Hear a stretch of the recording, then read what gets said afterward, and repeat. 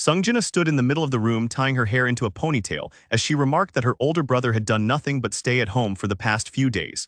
Meanwhile, Sung Jinwoo reached for his backpack. Sung Jinwoo slung the backpack over his shoulders, seemingly preparing to head out that afternoon. Sung Jinho, surprised, asked if he was really going somewhere so suddenly. He replied that he would be gone for about a week. Sung Jinho added, snidely trailing after her older brother, that maybe he wasn't going there alone. Wasn't she right? It seemed like Sung Jinwoo had something on his mind. She continued to mock him, but he simply waved her off and said that she was wrong and that he is going with his friend. Sung Jinwoo appeared before a tall, multi-story modern building, one that had clearly seen a significant amount of investment.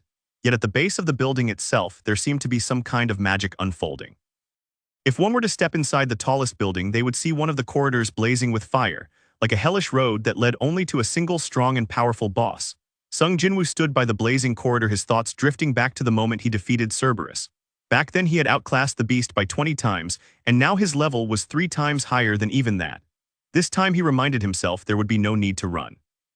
Chaos swirled around the boy and the room was scorching hot, but Sung Jinwoo had no intention of backing down from the gate that appeared right before his eyes. He had a goal to finish and he was determined to pull it off. Sung Jinwoo held in his hand the precious key to the castle gate, the one that unlocked the entrance to the demonic castle. A notification appeared before him asking whether he wished to use the key to enter. The giant castle gate now is open for Sung Jinwoo. A notification has appeared telling him a quest has begun. Once Sung Jinwoo responded positively to the alert, a second notification appeared at that very moment informing him that his quest had been successfully accepted. The door to the dungeon opened instantly, and without wasting any time, his soul calm and free of fear, Sung Jinwoo stepped through. Beyond the door lay pitch darkness and he was the only one there. Sung Jinwoo examined the area with his eyes and noticed that it was an ordinary royal corridor. There were no monsters, just a very plain and quiet place. However, there appeared to be an entrance at the far end. He was just about to move toward his appointed goal. At that same moment, Sung Jinwoo received a notification, something he hadn't seen in a long time. A new task had appeared. He needed to collect 10,000 demonic souls. As Sung Jinwoo moved toward the entrance, his thoughts ran parallel to his steps. He considered the fact that the reward for completing the task sounded pretty incredible, a significant boost to his stats and an item of his choosing. Sung Jinwoo remembered that there were several items in the store with prices that had surpassed 10 billion gold. Perhaps if he completed this quest, he could finally afford to acquire one of them. Sung Jinwoo opened the doors to see what lay inside this mysterious place, thinking to himself that such a reward would surely come with hard work. But as he stepped in, he noticed there wasn't a single soul to be found. As soon as Sung Jinwoo looked more attentively at what was happening in front of him, he was instantly amazed by the sight.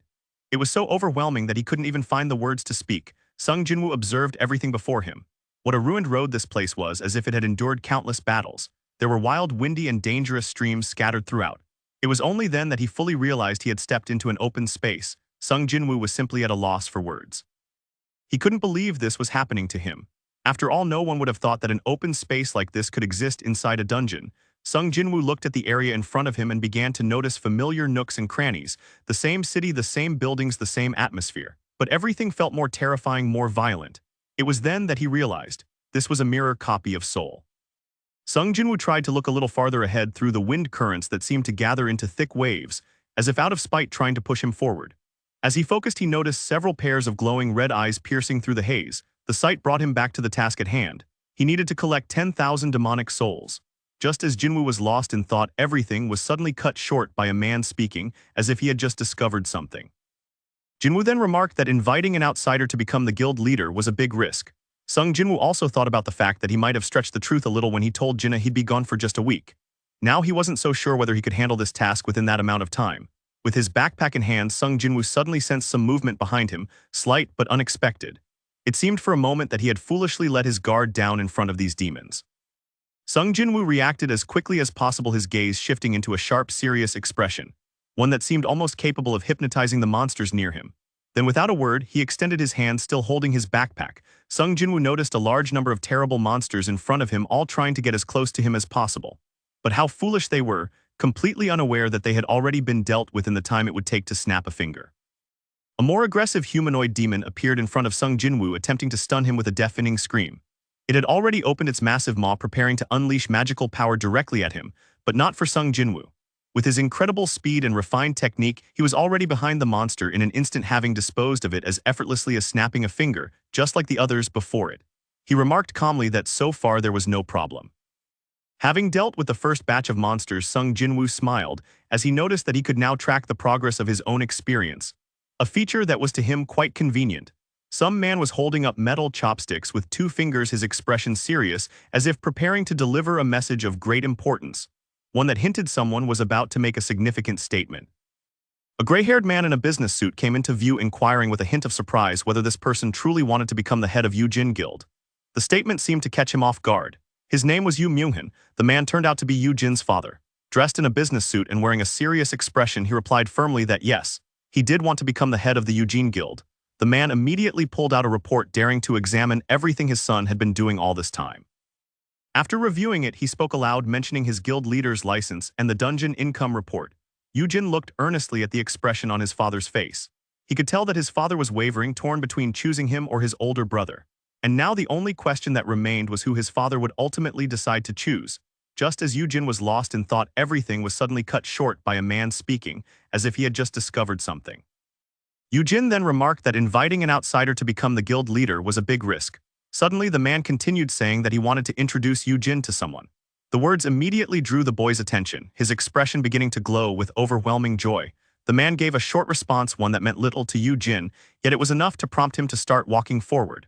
Slowly, the doors before him began to open as he stepped into the place. A man appeared in front of them, a hunter named Kam Young-hwan. He was dressed in a blue sports sweatshirt and greeted them awkwardly, offering a polite hello in a somewhat hesitant tone. Yoo Jin's father, the gray-haired man, stated that this hunter, Kam Young-hwan, was one of the few who had survived the recent incident involving the Red Gate and the White Tiger Guild. As he spoke, he motioned for the hunter to take a seat, while Yoo Jin quietly thought about his own place in all of this. Yoo Jin wondered why this hunter, someone who had been relentlessly chased by the media, was here now. As if answering his thoughts, his father told the hunter to explain to his son who had been with him at that moment. Kam Young-hwan then began to recount the details of what had happened during that exact moment. Kam Young-hwan began his story by mentioning that there had been a huntress with him, someone who at first glance looked like an ordinary high school girl. But as he continued, the hunter's tone shifted and he began to speak about someone else, Sung Jin-woo. The mention of that particular name brought out Yoo Jin's surprise, one he couldn't hide as it flashed clearly in his wide eyes. He was stunned at the mention of this man, Sung Jin-woo. Yoo Jin was completely clueless. Panic began to rise within him as he wondered whether his Hyunim had really been at the Red Gate. Struggling to keep his composure, he then asked who the huntress had been. The hunter replied that it was Miss Han Song-yi. The hunter continued explaining that they had managed to escape thanks to Mr. Sung Jin-woo. Hearing that, Yoo Jin let out an awkward laugh, wondering to himself if that was the reason the two of them had suddenly become friends. The man began to explain that at first they had been puzzled by the appearance of 2 E-rank hunters who had joined seemingly just to gain experience. But Yoo Jin thought to himself that it all made sense. He knew about Jin-woo's power for a reason. But more than anything, what now alarmed Yoo Jin was the realization that he wasn't the only one who knew about Sung Jin-woo. Many others did too. And because of that, this negotiation with his father suddenly felt all the more serious. The sudden silence was broken by a hunter who asked whether these people had any information about Jin-woo, since the White Tiger Guild hadn't said anything, even though they had contacted him almost immediately. Suddenly, Hunter Myung-hwan began to speak in a scattered and uncontrolled manner, but before he could continue, Yoo Jin's father spoke up, saying that Myung-hwan had said enough already, and that it was time to stop. The man earnestly stated that the hunter most likely knew he was gathering information on known hunters, and yes, he had already attempted to investigate the Red Gate. As he spoke, he turned to look at his son with a serious expression. He began speaking, addressing Yoo Jin directly, saying that he had never expected to find his own son's name on the list of raid participants he had compiled. The man continued in a serious tone, stating that his son had chosen the wrong time to negotiate with him. Yoo Jin lowered his gaze and remained silent, unsure of what to say in response. Yoo Jin listened as the man continued explaining that he had only obtained his license thanks to Jin-woo's abilities and help, and asked if he understood that. Yoo Jin quietly replied yes, but the boy wasn't going to back down from his goal. With a serious and determined expression, he looked straight at the man and firmly stated that he should entrust Yoo Jin Guild to him. Suddenly, the man responded with a short calm well, showing no hesitation or nerves. His expression remained composed, with even a faint hidden smile playing on his lips. The response left the boy extremely surprised. One look at Yoo Jin's face revealed all his jumbled emotions, confusion, disbelief, and hesitation all mixed together. He didn't know how he was supposed to react to such unexpected calmness. Yoo Jin's father briefly added that he was leaving the management of Yoo Jin Guild to him. Surprised, the boy asked why. The man replied that entrusting the guild to an outsider was too much of a risk.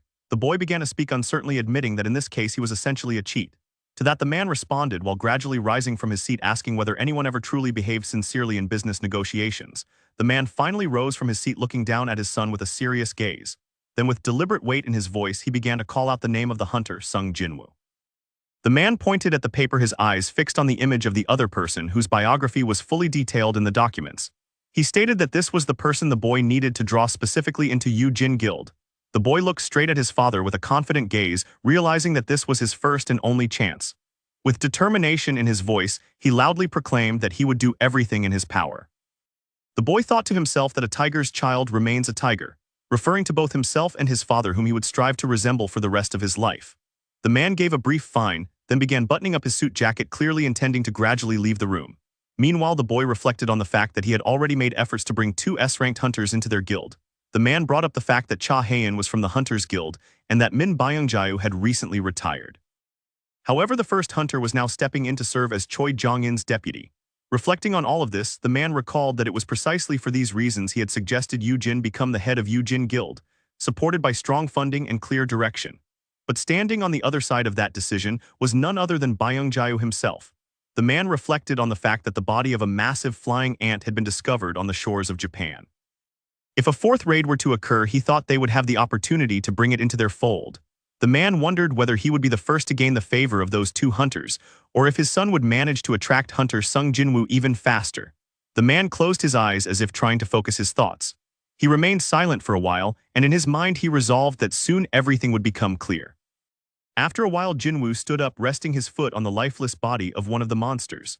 He glanced around, cautiously scanning for any signs of danger, his posture and gaze making it clear that his journey was far from over.